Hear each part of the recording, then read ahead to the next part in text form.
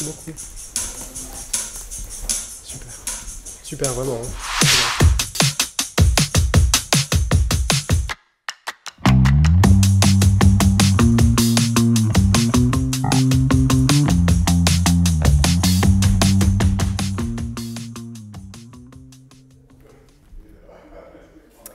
Et nous voilà de retour avec Joël Bassani. Bonjour Joël, merci d'être avec nous ce matin. Vous êtes directeur général de Jinbi, qui est une entreprise de conseil dédiée à l'innovation en assurance. Vous êtes expert en assurance et en digital. Vous faites du conseil en innovation, sur du marketing digital pour l'assurance, de la formation. Vous cherchez à détecter aussi les nouvelles opportunités pour vos clients. Et vous avez 15 ans de conseil, 15 ans d'activité et d'expertise dans ces domaines-là. Donc aujourd'hui, justement, l'idée de notre échange, c'est de pouvoir donner à nos courtiers et partenaires qui nous écoutent des clés, des idées, des pistes pour profiter de la digitalisation de l'économie et de l'assurance plutôt que d'en subir les inconvénients. Première question peut-être, c'est un peu tarte à la crème, mais en quoi la digitalisation change le monde de l'assurance et plus particulièrement les attentes clients? Oui, bonjour à tous et merci aux équipes Discox pour cette invitation aujourd'hui. Aujourd'hui, l'assurance est en pleine transformation. On est en train de vivre un événement qui est à peu près sans précédent. Et on a des transformations de deux natures principalement. La première transformation à laquelle on assiste, c'est une transformation des attentes. Les clients, nos clients, vos clients, aujourd'hui attendent autre chose qu'il y a quelques années. Ces attentes, elles changent dans notre quotidien, dans nos usages des différents outils, elles changent sur les parcours. Vous parliez ce matin de la capacité à transformer un contrat d'assurance en ligne. On parle d'omnicanalité, l'usage des différents canaux, des différents devices en même temps. On parle beaucoup de questions autour du self-care, de la capacité à réaliser soi-même ses propres actes de gestion en ligne. On parle d'outils digitaux dans les échanges au quotidien. Comment est-ce qu'on va communiquer avec votre client via WhatsApp, via du texto, via du mail, via les espaces clients, via des messengers, via du live chat. On a de multiples canaux aujourd'hui qui peuvent être utilisés en parallèle. Tout ça, ce sont des attentes des clients. C'est l'environnement qui nous entoure, qui nous oblige. Ce n'est pas spécifique à l'assurance. C'est les Amazon & Co qui obligent le monde de l'assurance à remonter d'un cran son niveau d'exigence. Et puis en parallèle de ces attentes de clients, on a autre chose qui est en train de se passer, c'est qu'on a de nouveaux acteurs. Dans ces nouveaux acteurs, vous les connaissez très probablement en tant que courtier, hein, ce sont vos concurrents aujourd'hui, on a des startups. Ces InsurTech, que moi je suis au quotidien, et notamment en ayant cofondé l'association InsurTech France, on les voit au quotidien, ces acteurs. Vous en connaissez quelques-uns sur votre périmètre, vous connaissez probablement Plus Simple ou AssureUp, qui sont des acteurs qui sont très présents aujourd'hui, qui imposent un niveau d'exigence très haut et qui adressent des niches de population, mais qui sont très fortes pour le faire en ligne. On a également, en termes d'acteurs, à l'autre bout de la chaîne, j'oserais dire, les très gros, les GAFAM, les Google, Amazon, Facebook. Ceux-là, ils sont en train de nous attendre au tournant. On entend régulièrement Google qui fait quelques pas pour se lancer. Mais c'est peut-être pas d'eux qu'il faut se plaindre le plus, c'est peut-être plutôt Amazon qui est un peu plus discret et qui arrive déjà au UK, en Espagne, en Inde, en Allemagne, ils sont déjà présents. Donc quand est-ce qu'ils vont arriver? Quand est-ce qu'ils seront là? Et puis parfois on a aussi des réassureurs qui sont en embuscade et qui font des partenariats directement avec des startups pour peut-être s'épargner le passage par un assureur. Mais moi, les acteurs sur lesquels j'ai envie d'insister le plus, c'est vous, courtiers de proximité, qui êtes les acteurs qui avaient la relation avec le client. On parle beaucoup de digitalisation de l'assurance, mais dans cette digitalisation, on n'a jamais eu autant besoin de proximité humaine avec le client. Et ce rôle-là, c'est vous, courtiers, qui le jouez aujourd'hui. Justement, c'est quoi finalement la valeur ajoutée intrinsèque de l'intermédiaire de l'assureur conseil vous avez évoqué ces courtiers digitaux qui sont capables d'assurer en ligne, d'automatiser tous les processus. Finalement, est-ce que ça s'adresse aussi à tous les clients? Est-ce que c'est les besoins de tous les clients aussi, ça? Alors oui, très clairement, ce sont les besoins. J'aimais bien la question à propos de la notion de valeur ajoutée. Ça doit être, cette réflexion autour de la valeur ajoutée, ça doit être la première question qu'on se pose. Si on essaye de faire un raisonnement presque par l'absurde et qu'on regarde ce que les clients vont chercher en ligne, un client va chercher un tarif. Et donc, qui dit que l'assurance est de plus en plus accessible en ligne, ça suppose que le client va chercher de plus en plus un tarif et va être sensible à une comparaison d'un tarif. Si on tire un peu le fil et qu'on se dit que l'assurance est principalement choisie aujourd'hui sur un tarif, qu'est-ce que vous, courtier, vous pouvez apporter de plus? Quelle est votre valeur ajoutée à vous? Qu'est-ce que vous vendez en échange de la commission que vous percevez? Et c'est ça, pour moi, la vraie question aujourd'hui. Et la vraie question qui est posée par le digital. Ce que vous vendez aujourd'hui, ça se décompose en deux choses. Vous vendez une proximité, pas nécessairement, plus nécessairement uniquement proximité géographique. On l'a bien vu depuis un an, les fréquentations dans les agences, les fréquentations dans les bureaux, les cabinets ont drastiquement diminué à cause de la pandémie. C'est plutôt une proximité relationnelle, une proximité humaine avec le client, qui peut être le fait de répondre à un texto, c'est être proche de son client. C'est pas nécessairement être proche géographiquement, mais on est proche de son client. Vous vendez aussi dans cette proximité une sorte de rassurance au moment de la souscription ou au moment du sinistre. Vous vendez une certaine forme d'empathie et vous vendez ce qui est la nature même et l'étymologie même de l'intermédiation, c'est être entre les deux. Vous êtes entre un assureur et un client. Et cette valeur ajoutée-là, c'est celle-ci et c'est là-dessus qu'il faut insister.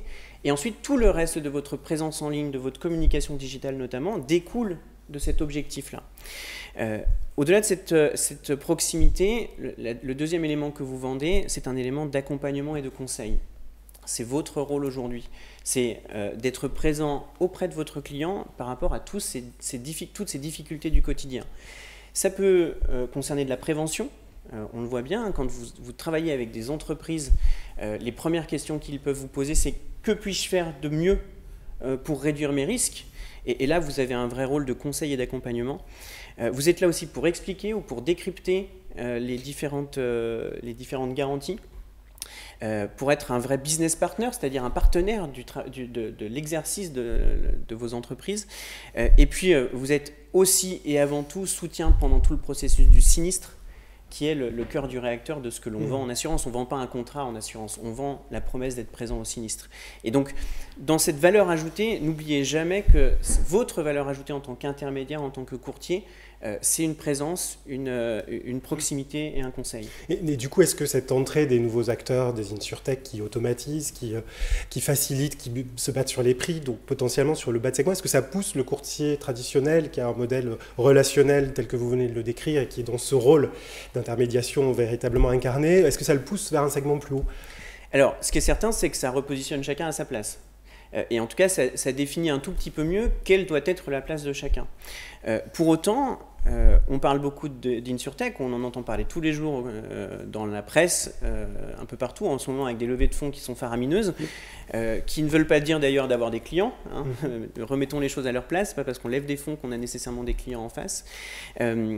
Cela dit, ce qui est intéressant de regarder par rapport à ça, c'est que les techniques qu'utilisent les startups pour être présentes en ligne et qu'elles maîtrisent, ce sont aussi des techniques que n'importe qui d'entre nous peut utiliser. Et vous, courtier à votre dimension, quelle que soit votre taille, vous pouvez aussi utiliser ces stratégies, notamment en termes de communication digitale et de présence en ligne, sur les réseaux sociaux, sur des publicités ciblées ou géolocalisées, sur ce qu'on appelle de l'inbound marketing, c'est-à-dire du marketing entrant, pour donner à voir votre expertise, donner à voir la qualité du conseil que vous pouvez apporter. Et rappelez-vous cet objectif dont on parlait à l'instant, si vous vendez de la proximité et du conseil et de l'accompagnement, c'est cet élément-là que vous devez mettre en avant dans votre communication en ligne. Et la communication digitale n'est pas exclusive des startups. Vous avez aussi votre rôle à jouer par rapport à ça. Je me mets à la place, excusez-moi, des courtiers qui nous écoutent parfois dans des tailles de cabinets qui peuvent être relativement modestes. Ça peut paraître relativement inaccessible de se mettre à digitaliser un cabinet qui n'a pas forcément une taille critique pour se payer énormément d'informatique ou d'outils sophistiqués et puis de compétences aussi. Ouais. C'est quoi les premières choses peut-être accessibles pour un cabinet de taille moyenne ou un plus grand cabinet qui n'est pas du tout digital aujourd'hui? Alors, je vais peut-être vous surprendre, mais en fait, ça ne coûte pas si cher que ça. D'accord. Il y a en fait, en réalité, beaucoup de bon sens dans cette histoire. Si vous cherchiez aujourd'hui à mettre en avant votre compétence, votre expertise, comment vous feriez au quotidien? Vous diriez, j'ai une connaissance, j'ai une expertise sur tel sujet autour de la prévention, et je vais aller le crier haut et fort à mes voisins pour leur dire « Oh, je fais du bouche à oreille, je vais vous expliquer ce que c'est ». En réalité, en ligne, on ne fait que ça. Ce n'est rien de plus que ça. C'est juste qu'on va le faire en ligne plutôt que de le faire autour d'une table, dans un café ou autour d'un événement d'entreprise. Donc ça commence par et donc LinkedIn, ça commence par tout simplement, site internet. Absolument. Ça commence par LinkedIn, par un post par semaine dans lequel vous donnez à voir votre expertise, tout simplement. Et un post par semaine, ça va vous prendre allez, une demi-heure la première fois et puis un quart d'heure par semaine la deuxième. Ça peut se poursuivre pour améliorer votre visibilité, ça peut poursuivre par un site web. Et si vous en avez déjà un, c'est mieux, ça facilite. Un site web, à partir de 20 €, ça se fait. Ça demande un peu de temps pour l'alimenter, mais l'investissement initial, il est de cet ordre de grandeur. Évidemment, si vous voulez faire quelque chose de très propre, ça prendra du temps et ça coûtera un peu plus.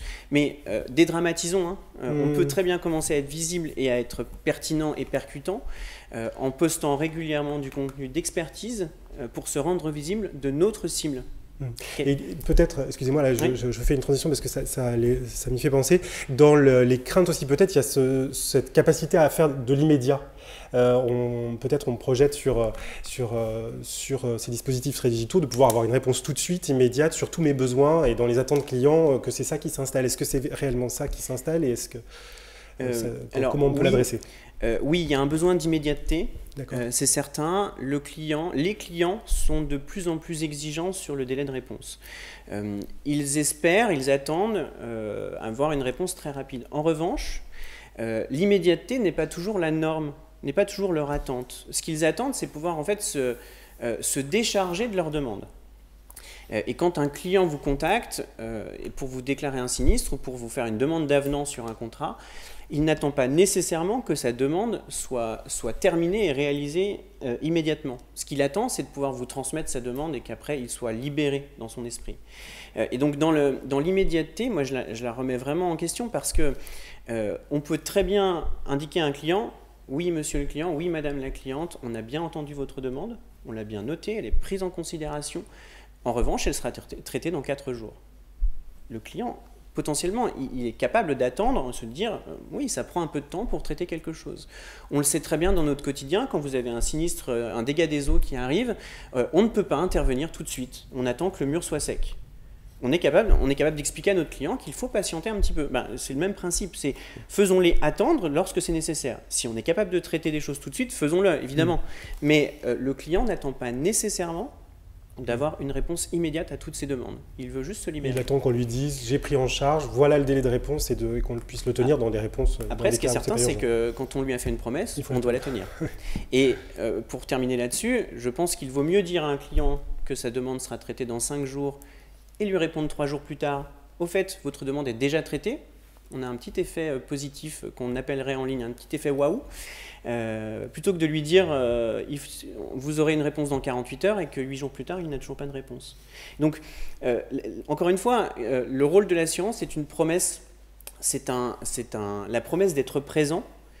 Et cette promesse, c'est un ensemble, c'est un rôle de confiance. Et faire une promesse à un client, même sur le traitement d'une demande toute simple, et lui donner l'impression qu'on lui a menti parce qu'on n'a pas été présent et on n'a pas tenu nos engagements et nos délais, en fait, ça reflète tellement d'autres choses sur le risque de ne pas être présent plus tard.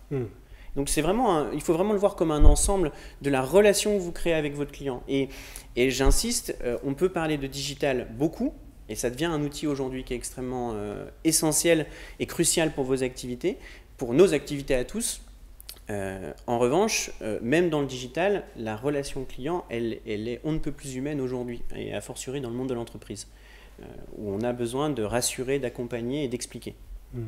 Peut-être sur un débat un peu parallèle, moi j'entends souvent nos courtiers chercher à se développer, à conquérir de nouveaux clients. Oui. C'est souvent leur priorité. Voilà, et la priorité qu'on essaye d'adresser avec eux. Comment mettre en balance ce sujet-là, notamment par rapport à la relation client et à la gestion du portefeuille qui prend souvent aussi beaucoup d'énergie et de temps. La conquête, c'est un vrai sujet chez tout le monde. Tout le monde ne s'intéresse qu'à la conquête. Moi, je vous invite à penser à autre chose. Pensez à la fidélisation de vos clients. Vous avez la chance d'avoir un client qui doit rester dès le départ avec un engagement d'1 an. Qu'est-ce que vous faites pendant cette année-là pour lui donner envie de rester plus longtemps? Netflix, ils n'ont pas d'engagement et pourtant ils gardent des clients. On n'est pas en train de vouloir partir vers une démarche de conquête du monde. En revanche, on est dans une volonté déjà de conserver les clients qu'on a. Et puis, vous le savez très probablement, ça coûte beaucoup moins cher de conserver un client, de le retenir, plutôt que d'en conquérir des nouveaux. Dans cette conquête, moi, je vous invite juste à mesurer ce qu'on appelle le coût d'acquisition d'un nouveau client. Combien de temps vous passez en rendez-vous découverte ou rendez-vous avec un nouveau client et combien de temps vous passez pour le mettre en gestion après. Et ce temps, vous lui mettez un prix en face. C'est souvent quelque chose qu'on ne regarde pas, ce n'est pas une facture qu'on paye. Et pour autant, ça a un coût, ça a une valeur, tout ça. Et cette valeur-là, c'est du coût d'acquisition. Et quand vous regardez le coût d'acquisition pour un client, en comptant ceux que vous n'avez pas transformés évidemment, ce coût d'acquisition, vous devez le mettre en parallèle du client qui est déjà en cours chez vous.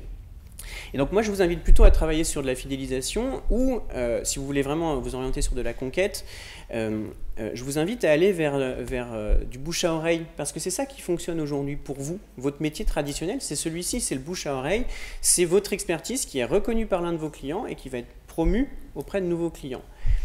La question c'est comment aujourd'hui vous utilisez le digital pour digitaliser votre recommandation. Vous connaissez très probablement les avis en ligne, les notations Google. C'est ce genre de choses qu'il faut industrialiser. Comment vous pouvez, quand un client est satisfait, lui suggérer et l'inviter très fortement à aller mettre un avis sur Google pour renforcer votre notoriété. Cet avis-là, cette chose-là, c'est quelque chose que vous pouvez assez facilement industrialiser.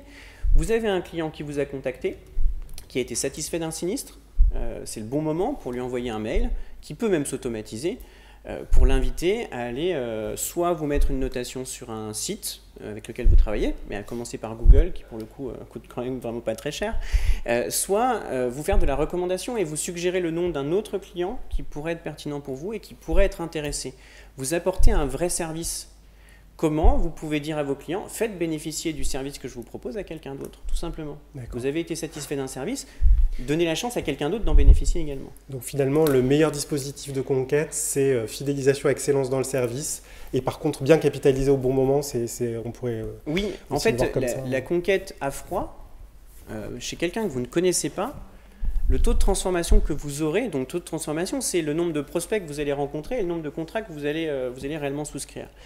Chez un client que vous ne connaissez pas et qui ne vous connaît pas, le taux de transformation il est très faible. Donc vous allez y passer beaucoup de temps et ça va vous rapporter globalement assez peu. Et donc travaillez sur des clients que vous connaissez ou qui vous connaissent et comme ça vous rendez votre temps de travail plus efficace en termes de transformation, en termes de nombre de contrats et concrètement en termes d'argent à la fin de l'année. Parce que parlons clairement, hein, au final c'est de l'argent pour vous. Et donc optimisez votre temps. Pour le coup c'est juste du bon sens, mais c'est mettre le digital comme un moyen et non comme une fin. On ne se digitalise pas pour se digitaliser.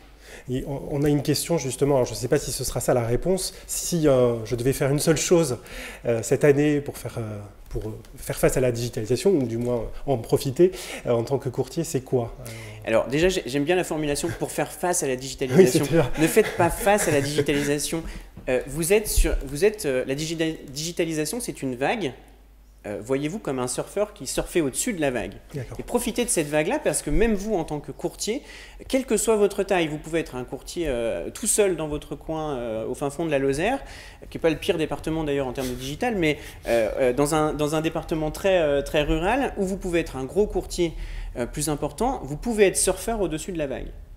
Et c'est ça le vrai message. Donc pour répondre à la question, quelle est la première chose à faire? Industrialisez vos recommandations, très clairement. Allez solliciter vos clients pour qu'ils vous donnent des contacts d'autres personnes. Ça, ce serait la première chose. La deuxième, juste derrière, qui peut aller en même temps, c'est d'investir sur les réseaux sociaux et à commencer par LinkedIn pour commencer à poster régulièrement des sujets d'expertise. Je reviens juste sur les avis. Que Google, ça suffit? Ça peut suffire. D'accord. Ça peut suffire. D'accord. Ce qui est certain, c'est que le digital est un moyen. Quel est votre objectif et quel moyen vous exploitez entre-temps. Et donc, il vaut mieux ne pas avoir trop d'outils. Vous allez voir des centaines d'outils en ligne, on va sûrement vous en suggérer des dizaines tous les jours. Bon sens, juste des questions de bon sens. Quel outil va vous apporter quelque chose et quel outil vous maîtrisez? Je ne suis pas en train de vous dire que vous devez avoir fait 18 ans d'études informatiques pour comprendre ce qui est en train de se passer. Quels outils maîtrisez-vous aujourd'hui?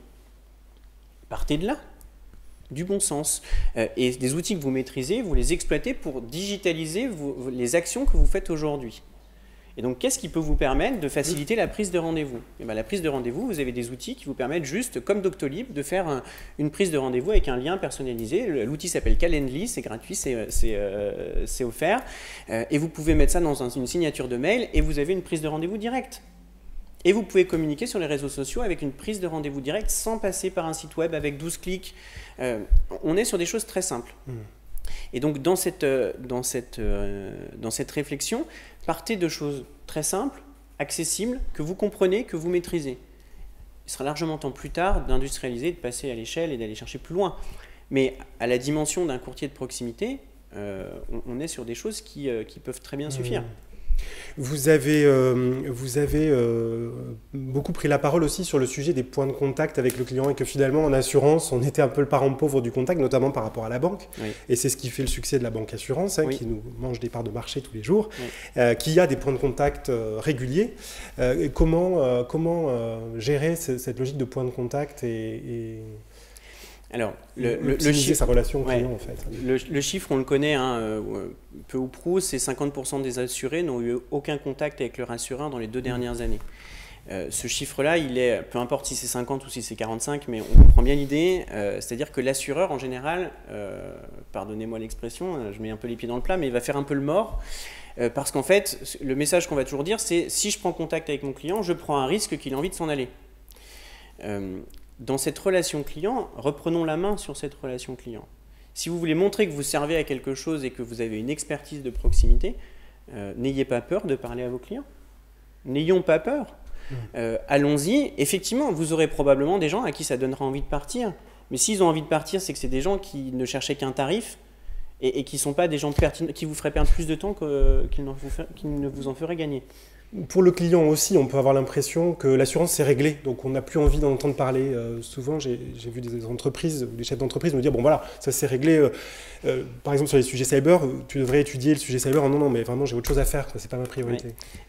Alors, quand on a l'impression que c'est réglé, c'est qu'on a uniquement fait porter la valeur qu'on apportait sur le produit d'assurance. A fortiori quand c'est un produit d'assurance obligatoire. Il y en a quelques-uns en particulier ou quelques-uns en pro, mais ce n'est pas le cas de tous les produits d'assurance. Et donc quand on dit c'est réglé, c'est qu'on ne perçoit que le coût du produit d'assurance et la contrainte. Le rôle de l'assureur et a fortiori de l'intermédiaire, c'est d'apporter plus que le produit. C'est plus qu'un tarif, c'est plus qu'un ratio S sur P avec un pourcentage sur lequel on va discuter tous les ans. Le rôle de l'assureur, c'est cet accompagnement du quotidien. Ça veut dire qu'à partir du moment où on crée une relation du quotidien avec notre client, et là je ne parle pas de digital, on perçoit qu'on peut digitaliser cette relation. Mais une fois qu'on instaure une relation de confiance, et vous le vivez au quotidien avec vos propres clients, quand vous avez une relation de confiance, le client à la fin de l'année va évidemment vous titiller sur le tarif parce que c'est de bonne guerre et que quand on arrive avec un +2, il va demander +1 ou quand on arrive avec un +10, il va demander -5. Mais dans cette relation-là, on déporte le sujet de l'assurance sur autre chose que le tarif. Quand vous apportez un vrai conseil en disant oui mais sur le cyber, est-ce que tu sais que ce qui se passe si jamais demain tu as un risque cyber?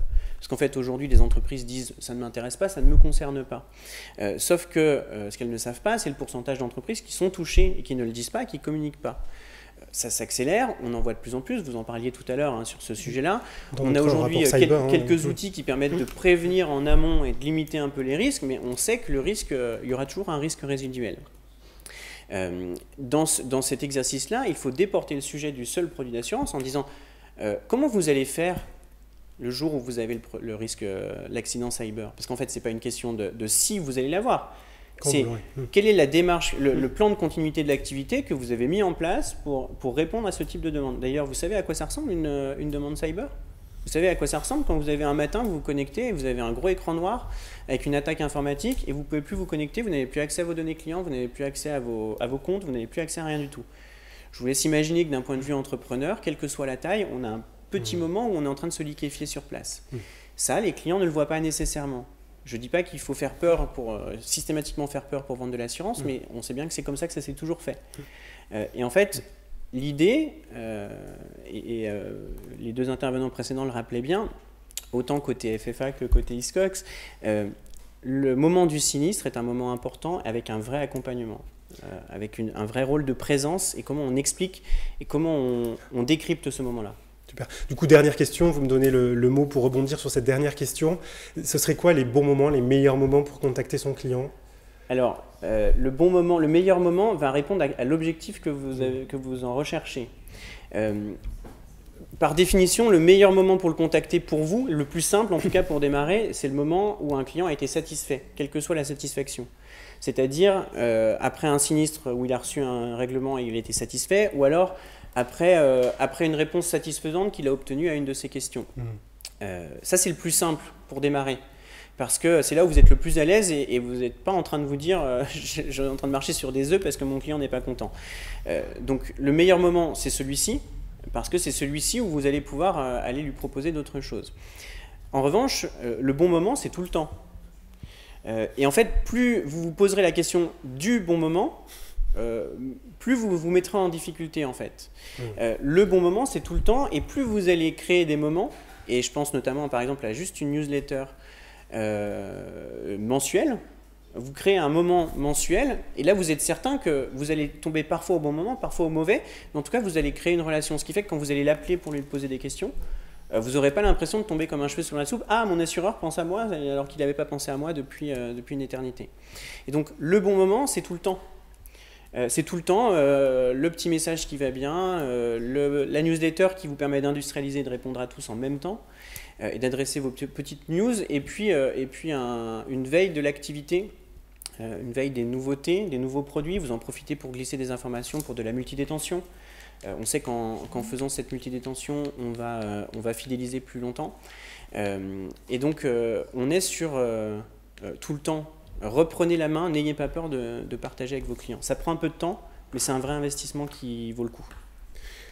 Entendu, merci beaucoup Joël pour cette intervention qui, j'espère, vous aura aidé à repenser votre activité, votre business. Joël sera là à midi, venez le rencontrer et poser vos questions, échanger avec lui.